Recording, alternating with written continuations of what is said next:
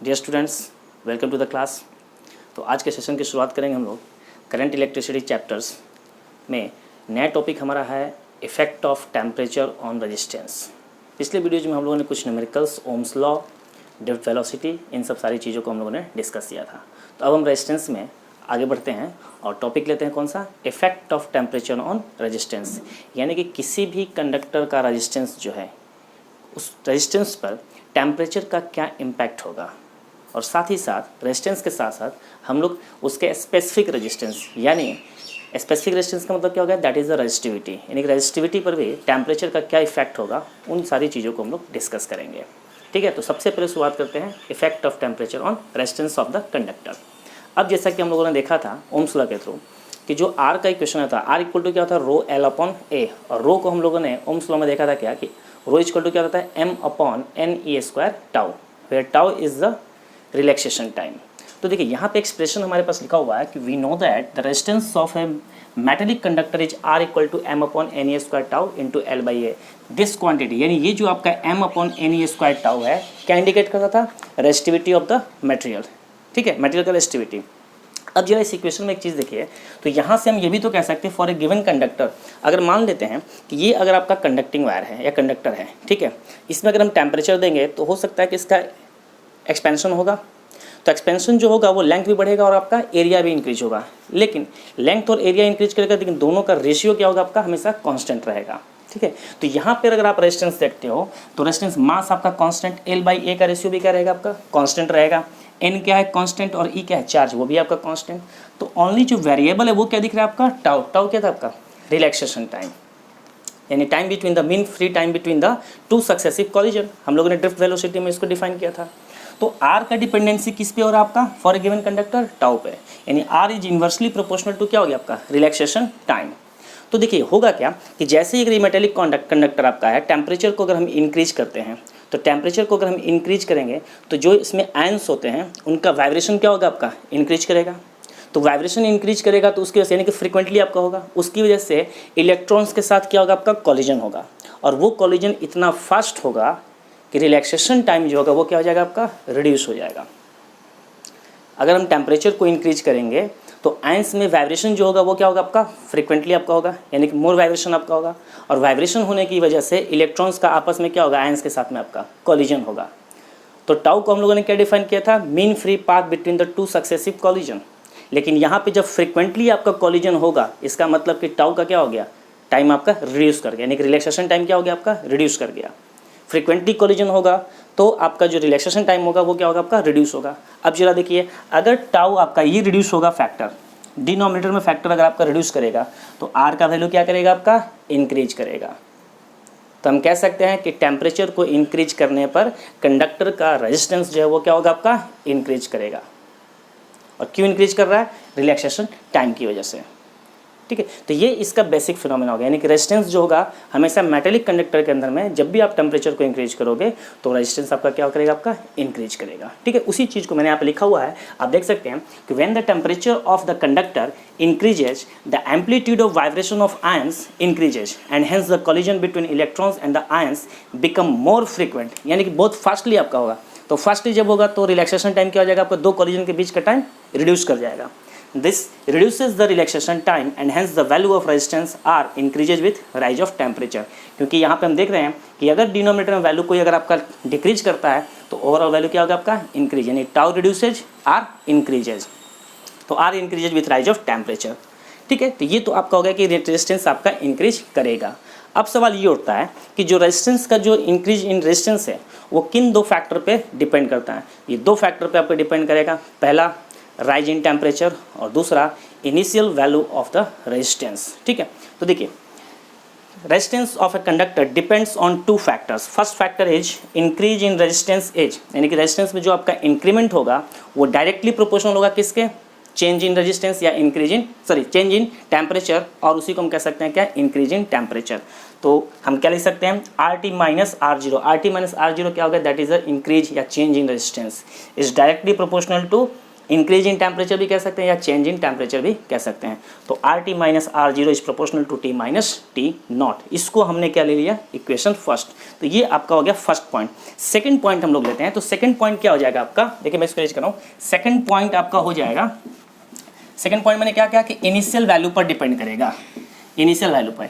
ये ठीक आपका phenomena thermal properties of material जो हमने 11th क्लास में पढ़ा था वैसा ही आपका लीनियर एक्सपेंशन वाला केस हो गया। तो देखिए यहाँ पे सेकंड पॉइंट क्या लिखेंगे, increase in resistance, increase in resistance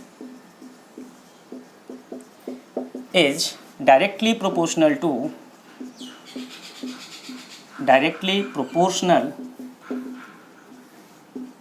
to initial resistance, initial resistance यानी जो इनिशियल वैल्यू होगा उसके भी आपका डायरेक्टली प्रोपोर्शनल होगा। मतलब R T minus R zero is directly proportional to R nought. ये आपका हो गया क्वेश्चन सेकंड। ठीक है, तो जो आपका इंक्रीज इन रेजिस्टेंस है वो दो फैक्टर पे आपका डिपेंड करेगा। पहला factor increase in resistance is directly proportional to the increase in temperature और change in temperature, and the second factor is increase in resistance is directly proportional to its initial. जैसे हम लोगों ने linear expansion में पढ़ा था हम लोगों ने, वहाँ पे भी जो आपका लेंथ था, चेंज इन लेंथ था, वो डायरेक्टली प्रोपोर्शनल टू क्या होता था आपका, टेम्परेचर डिफरेंस और इनिशियल के प्रोपोर्शनल होता था। सेम वही चीज़ आपका यहाँ पे रेजिस्टेंस के लिए भी है। अब हमारे पास दो इक्वेशन दिख रहे हैं, दोनों इक्वेशन को हम कंबाइन करेंगे। ठीक है, तो देखिए दोनों इक्वेशन को हम लोग कंबाइन करेंगे। तो from equation first and second, जब दोनों को हम कंबाइन करेंगे तो इन दोनों के बदले एक नया इक्वेशन आपका जनरेट होगा। तो देखिए फ्रॉम फर्स्ट एंड सेकंड हम क्या लिख सकते हैं, R T minus R nought is proportional to R nought into T minus T nought. और यहाँ से अगर हम इसको रिड्यूस करेंगे, this is equal to alpha, ये क्या हो जाएगा आपका alpha R nought into T minus T nought. और अल्फ़ा क्या कहलाएगा आपका, कांस्टेंट ऑफ प्रोपोर्शनैलिटी, और इसी को कहते हैं टेम्परेचर कोफिशिएंट ऑफ रेजिस्टेंस। तो यहाँ से जब हम इसको सॉल्व करेंगे तो ये देखिए आर नॉट, इसको भी हम उधर ले जाएंगे, तो यहाँ से क्या आ जाएगा, R T is equal to R nought, इसको इधर ले जाएंगे, दोनों में से कॉमन लेंगे तो क्या आ जाएगा, 1 plus alpha T minus T not. This is the required equation for resistance. ये आपका आ गया, इसको हम लेंगे इक्वेशन थर्ड। अब यहाँ पे हम लोग सभी टर्म्स को हम लोग क्या करेंगे, इसको हम लोग डिफाइन कर देंगे, क्या चीज़ रिप्रेजेंटेशन है, आर टी क्या है, आर नॉट क्या है, सारी चीज़ों को हम यहाँ पे लिखेंगे। तो यहाँ पे लिख देंगे हम लोग क्या, where R T is resistance of temperature, sorry resistance of conductor, resistance of conductor at temperature T degree Celsius. R T equal to हो गया आर नॉट, जो आपका reference temperature, R nought is resistance of conductor at temperature 0 degree C, that is the, इसको हम लोग T not भी कहते हैं और 0 डिग्री, टी नॉट का वैल्यू क्या लेंगे 0 degree, that is the reference temperature. उसी को हम लोगों ने यहाँ पे टी नॉट से रिप्रेजेंट किया हुआ है, रेफरेंस टेम्परेचर इनिशियल। उसके बाद आपका क्या रहा, अल्फ़ा, अल्फ़ा क्या हो गया, तो अल्फ़ा इज कॉल्ड है तो कांस्टेंट ऑफ प्रोपोर्शनैलिटी, लेकिन इसको कहेंगे क्या हम लोग, alpha is called temperature coefficient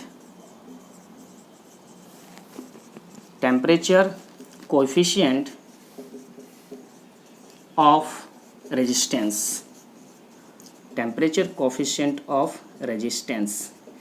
ये आपका हो गया, यानी R T is the resistance of conductor at temperature T degree Celsius, R nought is the resistance of temperature, sorry resistance of conductor at temperature 0 degree Celsius, and alpha is called temperature coefficient of resistance. अब जरा हम देखिए, यहाँ से इस equation से अगर हम लोग चाहें तो अल्फ़ा को डिफाइन कर सकते हैं। जरा देखिए, तो यहाँ से हम क्या लिख सकते हैं, इसको हम लोग ऐसा करते हैं, इसको इक्वेशन थर्ड हम ले लेते हैं। ठीक है, इसको आप ले लीजिए 4, वैसे कोई ज़रूरी नहीं है। चलिए यहाँ पे लिखते हैं from equation third alpha is equal to क्या हो जाएगा, यहाँ से देखिए तो R T minus R nought divided by R nought into T minus T nought. ये भी आपका एक अल्फ़ा का फार्मूला यहाँ से आ गया। अब जरा देखिए, तो टेम्परेचर कोफिशिएंट ऑफ रेजिस्टेंस को हम लोग कैसे डिफाइन कर सकते हैं, जरा ध्यान से देखिए। R T minus R nought by R nought, R T minus R nought क्या रिप्रेजेंट कर रहा है, change in the resistance. R nought क्या है आपका, इनिशियल रेजिस्टेंस यानी कि रेफरेंस, यानी 0 डिग्री सेल्सियस पे रेफरेंस टेम्परेचर पे आपका जो रेजिस्टेंस है वो वैल्यू हो गया, इनिशियल आपका हो गया। तो alpha is equal to R T minus R nought by R nought and divided by क्या आपका टी माइनस टी नॉट क्या है, चेंज इन टेम्परेचर। तो इसको हम क्या डिफाइन कर सकते हैं, temperature coefficient of resistance is defined as the fractional change in resistance per unit increase in temperature. Fractional change in resistance per unit increase in temperature, ये इसका डेफिनेशन हो गया अल्फा का। और इसका यूनिट क्या हो जाएगा आपका, तो यूनिट हो जाएगा देखिए ऐसा, R T minus R nought यानी कि रेजिस्टेंस, डिनोमिनेटर में भी क्या है रेजिस्टेंस कैंसिल, क्या बच गया सिर्फ 1 बाई टेम्परेचर, यानी कि पर केल्विन भी लिख सकते हैं और पर डिग्री सेल्सियस भी लिख सकते हैं। तो अल्फा का यूनिट क्या हो जाएगा आपका, यहाँ पे लिख देते हैं, ऐसा unit of alpha is per kelvin और per degree Celsius, per kelvin और per degree Celsius. It is ऐसा unit of temperature coefficient of resistance. तो अल्फा का डेफिनेशन क्या हो गया, temperature coefficient of resistance is defined as the fractional change in resistance per unit increase in temperature या per unit rise in temperature. This is the definition of temperature coefficient of resistance. अब इसी तरह का अगर हम देखें effect of temperature on resistivity, अगर हम रेजिस्टिविटी की बात करें कि रेजिस्टिविटी पर क्या इम्पैक्ट पड़ेगा, तो जरा ध्यान से देखिए, जो हम लोगों ने इक्वेशन लिखा था आर इक्वल टू हमने क्या लिखा था, M by N E square tau L by A हमने लिखा था। तो ये वाला जो टर्म होता है ये क्या होता है आपका, दैट इज द रो। इसी को हम लोग क्या कहते हैं, इसको हम किससे डिपेंड करते हैं, रो को क्या कहते हैं, स्पेसिफिक रेजिस्टेंस और रेजिस्टिविटी। उसे हम क्या कहते हैं, स्पेसिफिक रेजिस्टेंस ऑफ और रेजिस्टिविटी ऑफ द मटेरियल। तो जरा देखिए, अगर हम यहाँ पे इफेक्ट ऑफ टेम्परेचर और रेजिस्टिविटी की बात करें तो रेजिस्टिविटी पर आपका टेम्परेचर क्या इफेक्ट होगा, तो जो इफेक्ट रेजिस्टेंस पे पड़ रहा है वही इम्पैक्ट किस पे पड़ेगा आपका, रेजिस्टिविटी पे। क्योंकि रो भी जो है is equal to m upon n square tau, तो रो का डिपेंडेंसी किस पे, टाउ पे, यानी कि रिलैक्सेशन टाइम पे। तो रिलैक्सेशन टाइम अगर आपका रिड्यूस होगा तो रेजिस्टिविटी भी क्या होगा आपका, इंक्रीज करेगा। तो रेजिस्टिविटी पर भी क्या हो जाएगा, तो in similar manner we may write, R T को हम रिप्लेस करेंगे किससे, रो ऑफ टी से। आर टी को किससे रिप्लेस करेंगे, देखिए यहीं पे डायरेक्ट मैं लिख रहा हूँ, आर टी को किससे रिप्लेस करेंगे, rho of T. This is equal to rho of nought 1 plus alpha T minus T nought, same expression आपका हो जाएगा। यानी कि आपको चेंजेज क्या करने हैं, रेजिस्टेंस के जगह पर इस पूरे इक्वेशन में रेजिस्टिविटी यानी रो से आपको रिप्लेस कर देना है। तो यहाँ पे क्या लिखेंगे, वेयर रो ऑफ टी का मतलब क्या हो जाएगा, is resistivity of conductor at temperature T degree C। Rho nought क्या हो जाएगा, is the resistivity of conductor material at temperature 0 degree C। Alpha क्या रहेगा, अल्फा आपका एज इट इज यही चीज़ रहेगा। तो उस कंडीशन में भी अगर अल्फा को आपको डिफाइन करना होगा तो क्या लिखेंगे हम लोग, फ्रैक्शनल चेंज इन रेजिस्टिविटी पर unit increase in temperature, that is the temperature coefficient of resistivity. वहाँ पे क्या जाएगा आपका टेम्परेचर कोफिशिएंट ऑफ रेजिस्टिविटी। तो सेम इम्पैक्ट होता है आपका रेजिस्टेंस पर भी और आपका रेजिस्टिविटी भी। तो क्या चेंजेस करने हैं आपको, सिर्फ इक्वेशन में आर टी की जगह पर rho of T, R naught की जगह पर rho naught 1 plus alpha T minus T naught, बाकी ये सारी चीज़ें आपके एज इट इज रहेंगे। तो effect of temperature on resistance और effect of temperature on resistivity दोनों आपका क्या हो गया, आपका सिमिलर डेरिवेशन आपका हो जाएगा। तो जो डेरिवेशन आपने इसमें लिखा वही डेरिवेशन हम लोग को उसमें भी लिखना है। तो इसको अगर डिराइव करना होगा तो सिंपल हम यहाँ से लेके चलेंगे, प्रोसीड करेंगे। As we know that rho is equal to m by N E square tau, rho is inversely proportional to tau, when temperature increases tau reduces, therefore resistivity increases. और फिर उसके बाद सिमिलर मैनर करके हम इसको लिख देंगे, तो ये दोनों डेरिवेशन आपका एक साथ हो जाएगा। ठीक है, तो अब हम लोग आते हैं नेक्स्ट टॉपिक पे। ठीक है, तो नेक्स्ट हम लोग एग्जांपल लेते हैं। A tungsten coil has a resistance 16 ohm, resistance of कर देंगे यहाँ पे, resistance of 16 ohm, resistance of 16 ohm at 20 degrees Celsius. If the temperature coefficient of resistance of tungsten is 0.004 per degree Celsius, calculate the resistance of the coil at 80 degree Celsius. ठीक है, यानी कि 20 degree Celsius पर आपका resistance क्या दिया हुआ है, 16 ओम।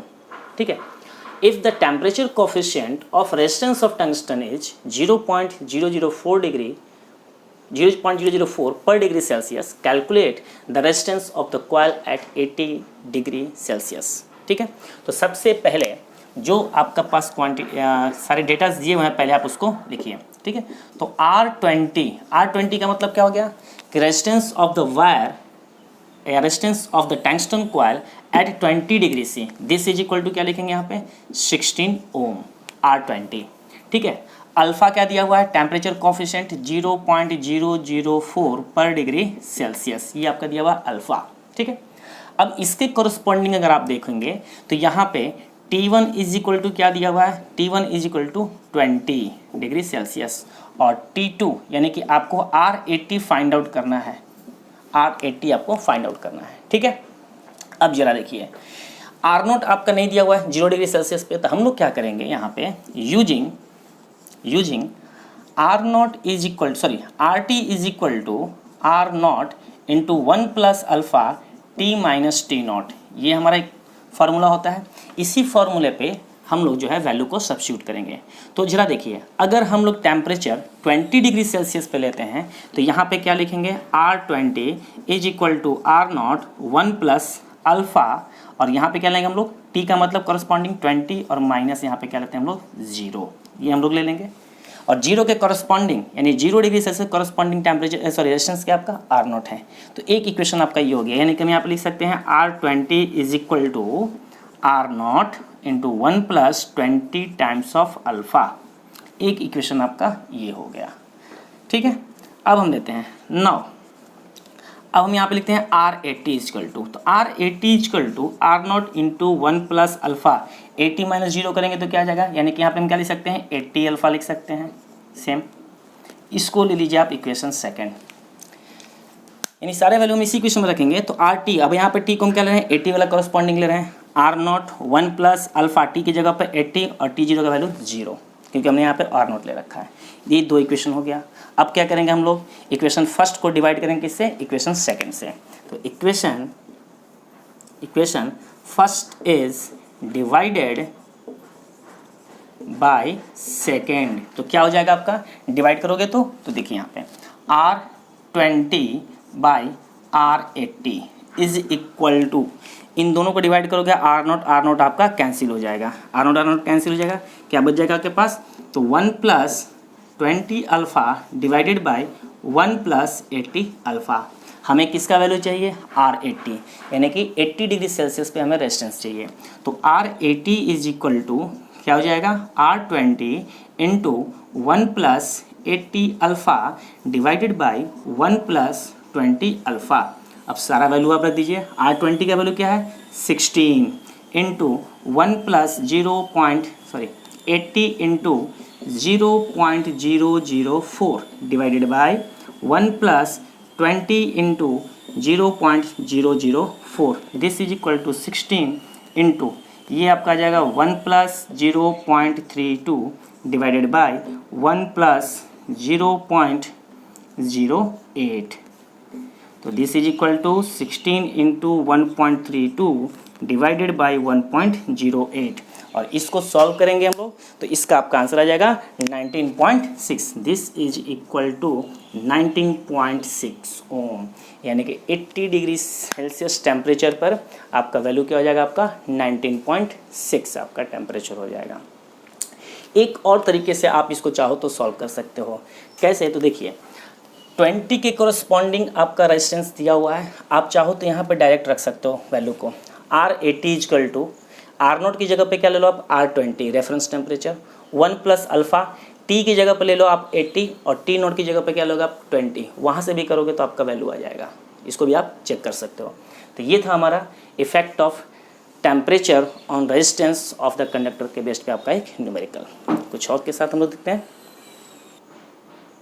चलिए। तो नेक्स्ट हमारा टॉपिक है colour code for carbon register. ठीक है, देखिए जैसा कि अभी भी रिसेंटली CBSE का एक ये आया आपका अपडेट, कार्बन कलर जो है colour code for carbon register जो है उसको रिमूव कर दिया गया सिलेबस से, लेकिन फिर भी हम लोग इसका जानना बहुत ज़रूरी है क्योंकि रियल लाइफ में इसका यूज है। रेजिस्टेंस अगर मान लीजिए अभी यूज नहीं आएगा, आप जब भी इंजीनियरिंग में जाओगे तो वहाँ पे क्या होता है कि लैब में प्रैक्टिकल्स होते हैं, आपको रेजिस्टेंस दे दिया जाएगा और आपसे पूछा जाएगा without multimeter using multimeter find the resistance of conductor, sorry resistance of register. ठीक है, तो कैसे आप पता करोगे? तो इसका एक टेक्निक है जिसको हम लोग कहते हैं colour code for carbon register, यानी कलर कोडिंग के हेल्प से आप जो है किसी भी रजिस्टर का रेजिस्टेंस आप लोग फाइंड आउट कर सकते हो। तो उसके कुछ रूल्स हैं, कैसे फाइंड आउट करेंगे, उसका एक टेबल है, और उस टेबल को याद करने के लिए एक आपके पास बहुत ही आसान सा एक ट्रिक है। जो पहले मैं आपको ट्रिक बता रहा हूँ, ट्रिक में एक सेंटेंस दिया हुआ है, BB Roy Great Britain very good wife wearing gold silver necklace. यानी ये जो सेंटेंस आपका दिया हुआ, जो भी अल्फ़ाबेट्स आपके कैपिटल्स में दिख रहे हैं, ठीक है, जैसे BROY G, capital B, capital V, capital G, capital W, W, G, S और N, इन सब का एक सिग्निफिकेंस है। अब आते हैं हम लोग टेबल पे। ठीक है, तो देखिए यहाँ पे टेबल में आपके 4 कॉलम बने हुए हैं। फर्स्ट में कलर, सेकंड में आपका नंबर है, थर्ड में आपका मल्टीप्लायर है, और फोर्थ में आपका टॉलरेंस है। अब ये कलर का सीक्वेंस कैसे लेंगे? तो कलर का सीक्वेंस हम इस ट्रिक से लेंगे। ठीक है, इस ट्रिक से लेंगे, सारे जो कैपिटल वाले हैं उन्हीं से लेंगे। देखिए बीबी रॉय, BBROY, तीनों ये सारे क्या हैं? कैपिटल्स हैं। B फॉर ब्लैक, यानी पहला जो कलर होगा वो क्या होगा? आपका ब्लैक। सेकंड क्या हो गया? आपका ब्राउन।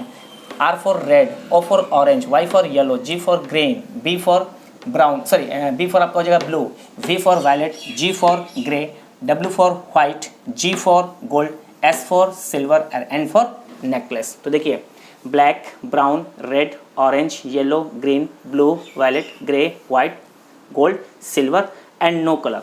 यानी N जो है आपका यहाँ पे, N का मतलब क्या हो गया? आपका नो कलर हो गया। ठीक है, इस वाले W का कोई सिग्निफिकेंस नहीं है, तो इसको आप जो है आप कर दो, इसको स्मॉल में कर दो, जिससे कंफ्यूजन नहीं रहे। जो कैपिटल्स वाले हैं उन्हीं का सिग्निफिकेंस है। ठीक है, तो BB black, brown, red, orange, yellow, green, blue, violet, grey, white, gold, silver and no colour. अब इसका नंबरिंग कैसे करेंगे? तो 0 से स्टार्ट करेंगे। तो देखिए फर्स्ट वाले का 0 1 2 3 4 5 6 7 8 9, यानी कि 9 वाइट तक आपके जो है नंबर्स रहेंगे 9, लेकिन गोल्ड, सिल्वर और नो कलर के लिए कोई नंबर आपका नहीं है पहले वाले कॉलम में। तो नंबर कहाँ से कहाँ तक रहेंगे? 0 से लेकर के 9 तक इसी ऑर्डर में, बाकी सारे आपके ब्लैंक हैं। अब आते हैं हम लोग मल्टीप्लायर में। तो जैसा नंबर है उसी के कॉरस्पॉन्डिंग हमें मल्टीप्लायर लेना है। तो मल्टीप्लायर में क्या हो जाएगा? यहाँ पे 0 है तो इससे कॉरस्पॉन्डिंग 10⁻0 कर देना है। 1 है तो 10⁻1, 2 है तो 10⁻3, 3 है तो 10⁻3, 4 है तो 10⁻4, 5 है तो 10⁻5। कॉरस्पॉन्डिंग आपको 9 के लिए 10⁻9। उसके बाद गोल्ड और सिल्वर के लिए 10⁻⁻1 और 10⁻⁻2। नो कलर के लिए कोई मल्टीप्लायर आपका यूज नहीं होगा। क्लियर? यानी कि हमने जो करस्पॉन्डिंग 0 से 9 तक हैं उसी करस्पॉन्डिंग हमने 10⁻0 टू 10⁻9 ले लिया। गोल्ड और सिल्वर के लिए 10⁻1 और 10⁻2। अब आते हैं हम लोग नेक्स्ट कॉलम टॉलरेंस। तो टॉलरेंस में 0 से लेकर के 9 तक कोई टॉलरेंस आपका नहीं है, सिर्फ टॉलरेंस 3 कलर के लिए होता है, गोल्ड, सिल्वर और नो कलर। तो गोल्ड के लिए टॉलरेंस ±5% लेंगे, सिल्वर के लिए लेंगे ±10%, और नो कलर के लिए क्या लेंगे हम लोग? ±20% का टॉलरेंस लेंगे। क्लियर है? तो ये जो आपका हो गया नंबर्स हो गए कलर्स के, यानी कि यहाँ से black, brown, red, orange, yellow, green, blue, violet, grey, white, gold, silver और नो कलर कॉरस्पॉन्डिंग। तो 0 से 9 तक आपके हो गए ये नंबर। ये तीनों पे कोई नंबर नहीं रहेंगे। मल्टीप्लायर में 10⁻0 से लेकर के 10⁻9, और गोल्ड और सिल्वर के लिए 10⁻1, 10⁻2। नो कलर के लिए कोई मल्टीप्लायर नहीं। टॉलरेंस सिर्फ 3 का होता है आपका, गोल्ड, सिल्वर और नो कलर के लिए। गोल्ड के लिए ±5%, सिल्वर के लिए आपका ±10% एंड नो कलर के लिए ±20%। तो ये आपका शॉर्ट ट्रिक हो गया। अब इसका हम कैसे, इसको यूज करके कैसे हम रेजिस्टेंस निकालते हैं? तो जैसे मान लीजिए क्वेश्चन हम लोग लेते हैं कि एक रजिस्टर का सीक्वेंस दिया हुआ है, register has colour sequence. Colour sequence देखिए पहले हम लोग इसका एक चीज़ समझ लेते हैं। रेजिस्टेंस आपको मान लेते हैं कि इस तरह से, के बाद हम लोग क्वेश्चन करते हैं। ये मान लीजिए कि आपका ये रेजिस्टेंस हो गया, सॉरी रजिस्टर, रेजिस्टेंस तो इसका वैल्यू होता है। यहाँ पे एक वायर, यहाँ पे एक लीड लगा रहता है, 2 आपके रहते हैं। ठीक है, इस पे बैंड, कलर का बैंड होता है। ये कलर का बैंड आपका हो गया, ये मान लीजिए इसको डार्क कर दीजिए, ये कलर का बैंड है आपका। ठीक है, ये आपका कलर का बैंड। ठीक है, एक बैंड आप जनरली 4 बैंड होते हैं। ठीक है, 4 बैंड होते हैं कलर के। ये आपका एक बैंड हो गया, इसको आप ले लीजिए, एक और आप लीजिए, और एक और आप लीजिए। ठीक है, इसको भी आप डार्क कर लो। ठीक है, ये आपके ये हो गया। ठीक है, इनको डार्क कर दिया। ठीक है, ये आपका डार्क, ये कलर बैंड हो गया। फर्स्ट इधर से हम काउंटिंग करते हैं। फर्स्ट जो आपका होगा, फर्स्ट जो होगा वो क्या करेगा आपका फर्स्ट डिजिट, यानी पहला वाला बैंड फर्स्ट डिजिट को शो करेगा, फर्स्ट डिजिट। सेकंड वाला बैंड भी सेकंड डिजिट, उसको हम क्या लिखेंगे सेकंड डिजिट। और जो थर्ड बैंड होगा वो आपका शो करेगा मल्टीप्लायर, क्या शो करेगा आपका मल्टीप्लायर। और जो फोर्थ बैंड होगा वो क्या शो करेगा आपका टॉलरेंस, ये क्या शो करेगा आपका टॉलरेंस। यानी 4 बैंड होते हैं, 4 बैंड में फर्स्ट दो बैंड है, फर्स्ट जो 2 बैंड है वो आपके क्या हो जाएगा फर्स्ट डिजिट और सेकंड डिजिट। थर्ड जो बैंड होगा वो क्या हो जाएगा आपका मल्टीप्लायर, और फोर्थ जो बैंड होगा वो क्या होगा आपका टॉलरेंस। ये आपका हो गया इसका फाइंड करने का तरीका। अब जरा देखते हैं इस पर हम लोग लेते हैं क्वेश्चन, लेते हैं क्या क्वेश्चन में कलर सीक्वेंस मान लेते हैं। रजिस्टर हैज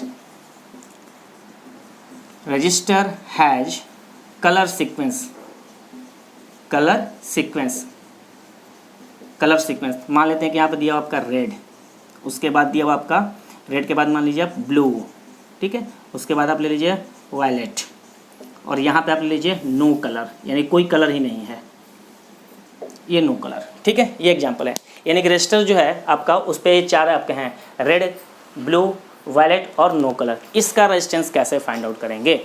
तो देखिए टोटल बैंड कितने 1 2 3 और 4, नो कलर का तो कोई बैंड होता ही नहीं है, तो समझ जाएंगे को तीसरा में क्या आपका 3 अगर बैंड दिख रहे हैं, चौथे में कोई बैंड नहीं, तो समझिए कि वहाँ पे क्या हो जाएगा आपका नो कलर, ठीक है।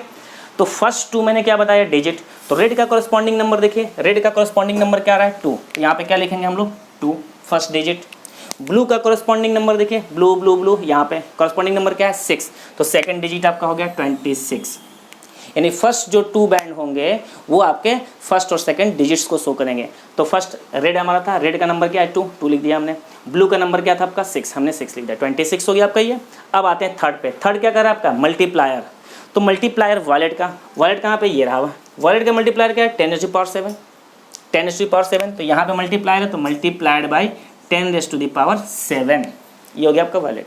अब आता है क्या फोर्थ में कोई बैंड ही नहीं है, मतलब नो कलर, कोई बैंड नहीं, इसका मतलब क्या हो गया नो कलर। तो नो कलर में क्या आता है आपका फोर्थ वाले पे क्या लेंगे हम लोग टॉलरेंस, टॉलरेंस नो कलर के लिए क्या है ±20%, यहाँ पे क्या लिख देंगे ±20%। तो इसको हम लिखेंगे क्या R = 26 × 10⁻⁷ ओम ±20%, ये आपका हो गया रेजिस्टेंस ऑफ अ रजिस्टर। तो with the help of colour code कितना आसानी से हम लोग विदाउट मल्टीमीटर को यूज किए हुए किसी भी रजिस्टर का हम लोग रेजिस्टेंस फाइंड आउट कर सकते हैं।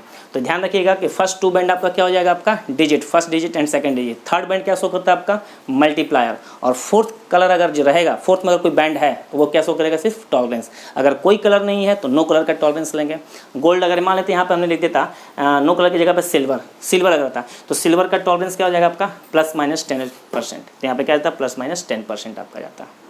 तो ये मेथड है आपका कलर कोड टेक्निक से हम जो है किसी भी रजिस्टर का हम लोग रेजिस्टेंस फाइंड आउट कर सकते हैं, ठीक है। तो ये जानना थोड़ा सा आपके लिए बहुत जरूरी था, भले ही सीबीएसई वालों को हटा दिया गया, रिमूव कर दिया गया सिलेबस से, लेकिन फिर भी आपको ये नॉलेज होना चाहिए कैसे हम लोग फाइंड करते हैं। ओके ठीक है, तो नेक्स्ट टॉपिक की तरफ आते हैं।